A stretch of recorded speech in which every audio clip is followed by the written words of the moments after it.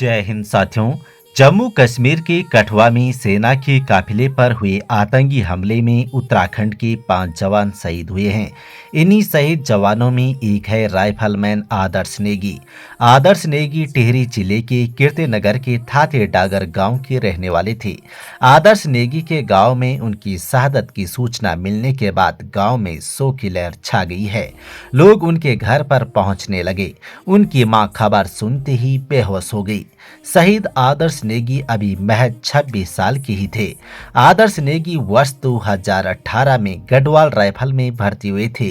उन्होंने 6 साल देश की सुरक्षा में दी। आदर्श नेगी का परिवार तो पहले ही सदमे में था। अभी 2 माह पहले ही तो आदर्श नेगी के ताऊ के बेटे ने अपने प्राण देश हित में न्यौछावर किए थे। वह भी भारतीय सेना में मेजर थे। उनकी शहादत के जख्म तो अभी तक परिवार को रुला रहे थे। हर कोई इस गम को भुलाने और आगे बढ़ने की कोशिश कर रहा था।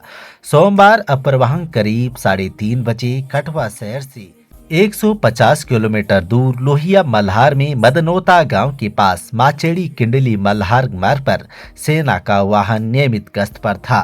इसी वाहन में आदर्श नेगी भी थे। इसी दौरान घात लगाकर बैठे आतंकवादियों ने हमला कर दिया। हमले में 5 जवान शहीद हो गए और 5 अन्य घायल हुए। यह इलाका जम्मू सांबा के कठुआ जिले में आता है। आतंकवादी हमले में आदर्श नेगी की शहादत की खबर परिवार को रात में मिली।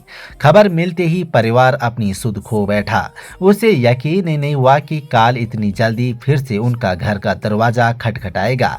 आदर्श नेगी की मां तो यह खबर सुनते ही बेहोश हो गई। परिवार ने किसी तरह उन्हें संभाला। वह ना तो किसी से बात कर रही है और ना कुछ खा पी रही है। पिता भी बेहद सदमे में है, लेकिन परिवार के मुखिया होने के चलते खुद को संभाले हुए हैं।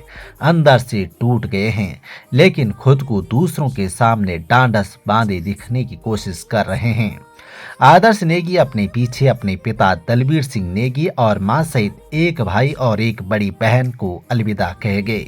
उनके भाई चेन्नई में जॉब करते हैं, जबकि बड़ी बहन की शादी हो चुकी है। वह भाई की शहादत की खबर सुनकर गांव पहुंच गई है। उनका रो रो कर बुरा हाल है। अपने भाई को खोने का दुख बर्दाश्त नहीं कर पा रही है। दलबीर सिंह नेगी ने कहा है कि सरकार को इन आतंकवादियों पर फैसला करना चाहिए। ऐसा फैसला कि ये आगे कभी ऐसी हरकत ना कर सके। रोज रोज की जगह एक ही बार फैसला होना चाहिए।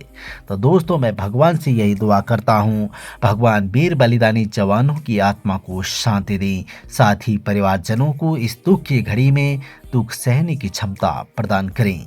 जय हिंद, वंदे मातरम।